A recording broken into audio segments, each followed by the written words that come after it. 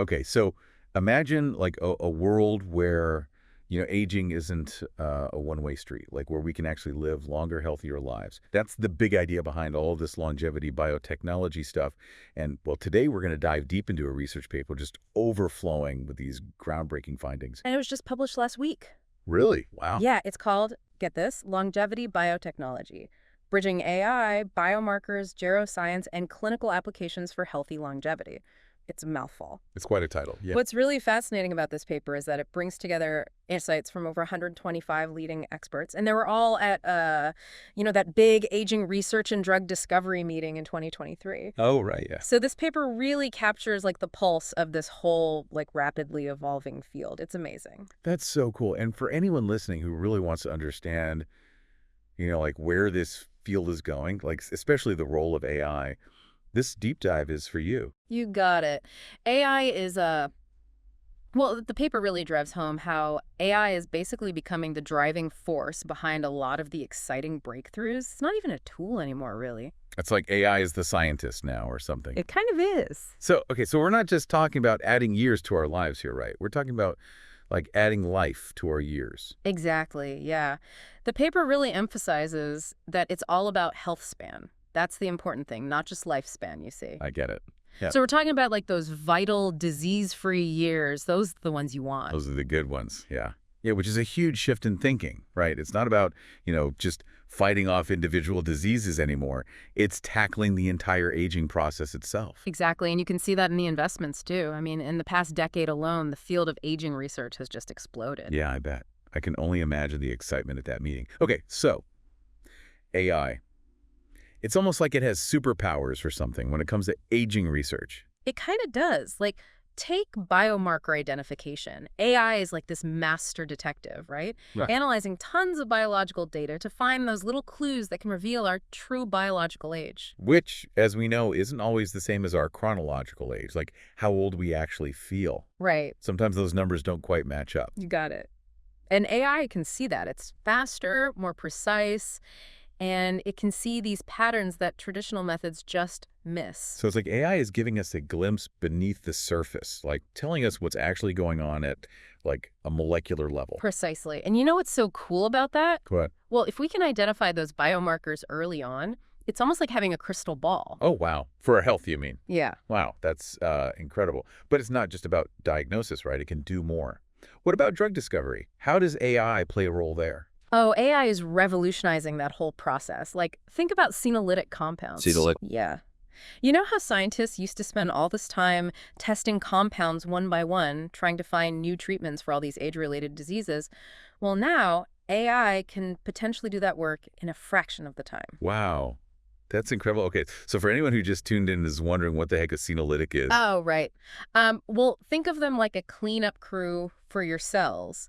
So as we age, we get these, what are they called? Oh, zombie cells. Zombie cells? I like that. Right. And they're also called senescent cells. And these cells, they just build up and they cause all kinds of trouble, inflammation and stuff. Inflammation's bad, right? I hear that everywhere. Yeah, it's not good. Anyway, senolytics are specifically designed to remove those dysfunctional cells. Get them out of there. So it's like getting rid of the bad apples before they can spoil the whole bunch, right? Exactly. And AI is helping us find those specialized cleanup crews way faster. Wow. That's amazing. And I'm guessing it's not just about drugs, right? It's got to be about our genes and lifestyles too, right? How those influence aging. Absolutely. Scientists are using machine learning, which is a type of AI, to figure out all those genetic and epigenetic factors that, contribute to how long and how well we age. It's pretty amazing. It's like we're finally starting to crack the code of aging, and AI is like the skeleton key or something. Oh, it really is. This is incredible. Okay, this paper also talks about aging clocks, which I gotta admit still sounds kind of sci-fi to me. It does. It really does. But it's real. They use those biomarkers, those biological telltale signs, to estimate your biological age, how old your body really is. So chronological age is how old we look on paper, but biological age is what's really going on under the hood, right? Perfect analogy. I like that one. And the paper really stresses the importance of validating these clocks, like making sure they work for everybody. Because, aging doesn't affect everyone the same way. Totally. I mean, we all know someone who seems to just, defy their age. Right. And these clocks need to account for that. Like they Yeah. need to be as accurate and reliable as possible if they're going to be used for, making personalized health decisions, which is the whole point. Right. You wouldn't want to base a major life decision on a clock that's a few hours off. So, Yeah. okay, the paper also dives into these hallmarks of aging, which sounds pretty intense. Can you break that down for us without making our heads explode? Sure, sure. It's not that complicated, really. Think of hallmarks as like categories, I guess, that scientists use to organize the different ways aging happens, like at the cellular and molecular level. The paper talks about three main ones: primary, antagonistic, and integrative. Okay, so those are our categories. So primary, those are like the first dominoes to fall, right? That Yeah. gets the whole thing going. Exactly. Those are the fundamental processes that cause damage to our cells and molecules as we age, just like inevitable damage. Like what? Give us some examples. Well, one big one is, genome instability. Basically, every day our DNA is accumulating these little errors, right? Okay. And our cells try to repair them, but those errors can build up over time, and that can lead to problems like cancer, for instance. Oh, okay. So it's like if you keep making typos in a document, eventually it's going to be full of errors no matter how many times you hit backspace. Yeah, that's a good way to put it. Thanks. I thought so. And then there's telomere attrition. Telomere attrition. What's that? So telomeres, they're like those protective caps at the ends of our chromosomes, and every time a cell divides, those caps get shorter. So it's like a biological clock ticking away inside each cell. You got it. Eventually they Damn. get so short that the cell can't divide correctly anymore, and that leads to, well, issues. Wow. And all of this is happening at a microscopic level inside every cell in our bodies. Yeah, it's kind of wild when you think about it. It really is.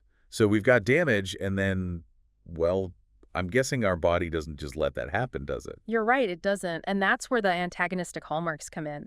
Think of it like our body trying to hit the brakes on the whole aging thing. So our bodies are fighting back. That's kind of encouraging, I guess. Right, but here's the thing. Sometimes those defenses, the way our body tries to repair the damage, well, sometimes that backfires. Oh no, wait, so our own bodies are working against us. In a way, yeah, it's this super complicated dance between damage and response. Like a prime example, cellular senescence, those zombie cells we were talking Oh, about. right. The party guests who won't leave? Yeah. They're a perfect example of an antagonistic hallmark, actually. Really? Yeah, because, see, our bodies are trying to deal with the damaged cells by making them stop dividing, right? Makes sense. But sometimes, instead of just dying off like they're supposed to, they stick around, they linger. And that just creates more inflammation and messes things up even more. So our bodies put them in timeout, Mm-hmm. but they never learn their lesson. Something like that. And this is where it gets really interesting, because remember how we were talking about how AI is helping define those senolytic compounds? Well, those compounds, they actually target a specific antagonistic hallmark. In this case, it's that cellular senescence, those zombie cells. Okay, that's really cool. So by understanding these hallmarks, these categories, scientists can create like super targeted therapies. It's like having a map to like all the key players in the whole aging process. You got it. And it's not just about new drugs and stuff either. Lifestyle changes are important too, what we eat, how we live, all of that. Wait, so what we eat and how we live can really influence all of this microscopic stuff. Absolutely. 100%. Take deregulated nutrient sensing, for example. That's another antagonistic hallmark. As we age, like the way our cells actually respond to all the nutrients we're taking in can get, well, kind of wonky. Wonky, huh? So is Right. that just like our metabolism slowing down, or is there something else going on? It's more complicated than just that. It's about how our cells sense and actually use those key nutrients, like glucose, for example. Okay. Think of it like our cells get a little bit resistant to insulin or something. You know how insulin is like the messenger that tells our cells how to use glucose for energy? Yeah, I remember that from like high school biology, I think. Well, it's like our cells start ignoring those messages. Oh, that can't be good. Yeah, and it can cause all sorts of problems like weight gain and even increase your risk for certain diseases. So it's not just about what we eat. It's literally about how our body is like interpreting and using those nutrients Yeah. down to the cells. This is blowing my mind. It's complicated, but it's also why things like calorie restriction and, all that fasting stuff are important. Oh, okay. Yeah, I was going to ask about that. So there's actual science behind that. It's not just a fad. There's a ton of research now that suggests those kinds of diets can have a huge impact on those nutrient sensing pathways we were just talking about. It's like you're resetting your cellular machinery, improving how well you respond to insulin.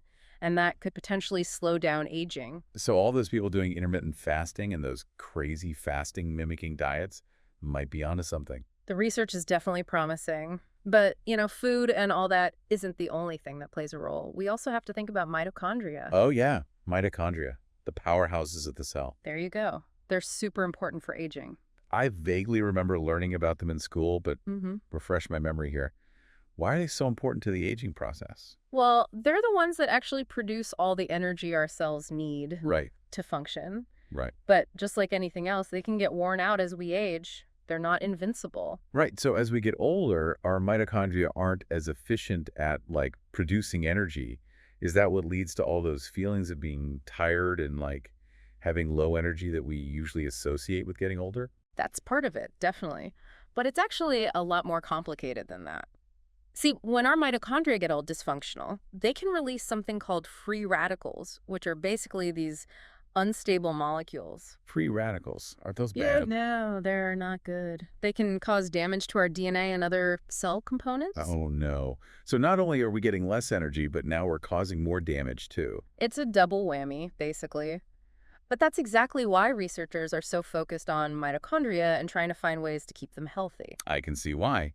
Okay, so we've talked about primary hallmarks, those initial changes, and the antagonistic hallmarks, which are like our body's defenses. But what about that last category? What is it called? The integrative hallmarks, remember? Oh, right. Integrative hallmarks. What makes them integrative? Well, they're kind of like the final chapter in the story. Well, They show us how all those other hallmarks we were talking the about. primary and the antagonistic ones. Yeah, exactly. How those actually play out, like in our bodies, big picture stuff. So we're not just talking about like individual cells anymore. Right, it's the whole system. The whole system. Like how the whole thing is aging together. Okay, got it. So we're talking about things like stem cell exhaustion, for example, Yeah. and like changes in how our cells talk to each other, Right. altered intercellular communication, it's called. Nancy. And even, get this, changes in our gut microbiome, all that good stuff. Okay, so much to unpack there. Let's start with stem cells. Okay. Because we hear that word all the time, stem Yeah. cells, stem cells, stem cells. But I'll be honest, I don't really know what they are or why they're so important. I just know they're good. Okay. Well, imagine your body has like these expert repair technicians just, on call 24/7 to fix any damage and like regenerate your tissues. Yeah. That's stem cells. They're like the A team. Ooh, I like that. They can turn into all these different types of cells, you see. So Mhm. they're important for everything, like healing, keeping your organs healthy. So they're like the body's, like, what is it, fountain of youth? Yeah. Like, But what happens when they get exhausted? well, think of it this way. As we get older, we basically have fewer stem cells to work with. Okay. And the ones we do have, they're not as good at their job anymore. They get tired. Exactly. Right. It's like that repair crew is shrinking and they're getting slower, so those repairs take longer, and they're not as effective. Oh, that makes a lot of sense. And that's a big reason why we're more vulnerable to, well, everything as we age. Disease and injury, all that. Exactly. Our ability to bounce back from stuff just isn't what it used to be. Because our repair crew is overworked. And understaffed. And then there's that whole intercellular communication thing, which basically We don't means... have our cells talk to each other. Yes. Yeah. They're always sending messages back and forth, right, to make sure everything's running smoothly. It's like our body's own internal messaging system. Exactly. But as we get older, imagine those messages getting all jumbled. Like a Okay. game of telephone. Oh, I get it. Yeah. Things get misinterpreted. Miscommunication everywhere. And that causes problems. Big problems. It's not just that the individual cells are breaking down. The whole system is struggling to stay in sync. Wow, so it's like our body is a symphony orchestra, and it's slowly starting to lose its conductor. I like that. Very poetic. Thank you, thank you. But we can't forget about, The gut. the gut. Our gut microbiome. All those little bacteria Bajillions of them. that we're hearing so much about these days, but what do they have to do with aging? Well, it turns out they have a much bigger role than we thought. It's like a whole hidden organ in there influencing everything. Everything. Almost. Our metabolism, our immune system, even how our brains work. Okay, so how does it all tie into aging, though? Well, one thing is, like, the types of bacteria in our gut actually change as we get older. Is that bad? It can be, yeah. We tend to, like, lose some of the good bacteria and get more of the not so good kind. Oh, no. That doesn't sound good. And those changes have been linked to, well, all sorts of things like inflammation and age-related diseases, and even problems with thinking and memory. Wow, I had no idea those little bacteria were so powerful. They're tiny, but mighty. And that's why so many researchers are excited about this area. If we can figure out how to manipulate those bacteria, get the balance right, Right. it could be huge for healthy aging. It really makes you think about all those probiotics and stuff. Right. People are definitely interested in that. Okay, so this has been super fascinating. It is pretty cool. But I have to ask, it's almost overwhelming, all this stuff happening inside our bodies at every second. And we've talked about all these hallmarks. Damage the defenses. Yeah, but what about solutions? What can we actually do about all of this? Are there, treatments, therapies? This is where it gets really exciting, actually. Okay, good. Because my brain is about to explode. No explosions, don't worry. Researchers are working on a ton of different therapies, all designed to target those hallmarks we've been talking about.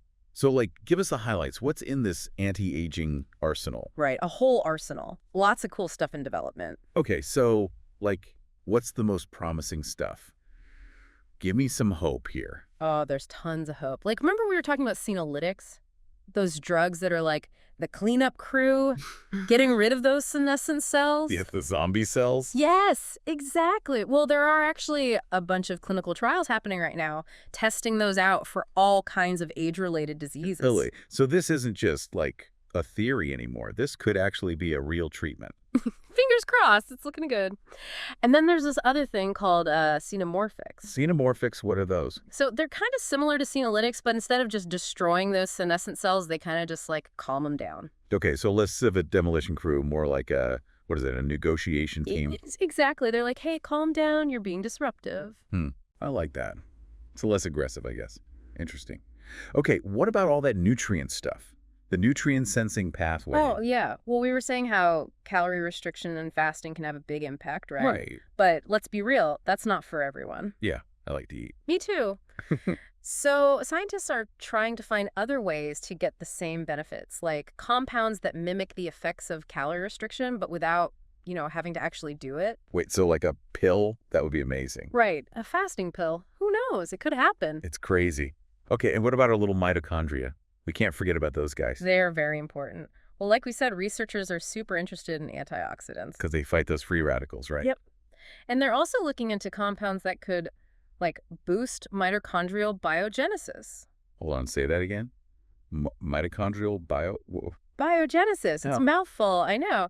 It basically means making new mitochondria. Wait, we can make new mitochondria? To a certain extent, yeah. Yeah. It's pretty amazing. So it's like giving our bodies brand new batteries or something. Exactly. A total cellular tune-up. Okay, this is all super cool, but I gotta ask, how long until all this stuff is actually available? How long do we have to wait for our tune-up? I wish I had a crystal ball for that. I mean, this field is moving so fast, but, these things take time. Right, of course. Clinical trials, safety, all that. But I am optimistic. We're learning so much about aging every day. Plus, AI is speeding things up. So, I think we'll see some big changes in our lifetime, definitely. Okay, that's good to hear, because some of this stuff is a little scary, I get it, but it's also super exciting. I mean, imagine if we could really slow down aging or even reverse it. I mean, that would change everything. It would change everything, Yeah. how we live, how we work, even how we think about life and death. It's almost too much to think about. I know, right? Well, this deep dive has definitely given us a lot to digest, a lot to ponder. Food for thought. Definitely. If anyone wants to learn more about this stuff, be sure to check out our show notes. We've got tons of links and information there for you. And as always, stay curious. Absolutely.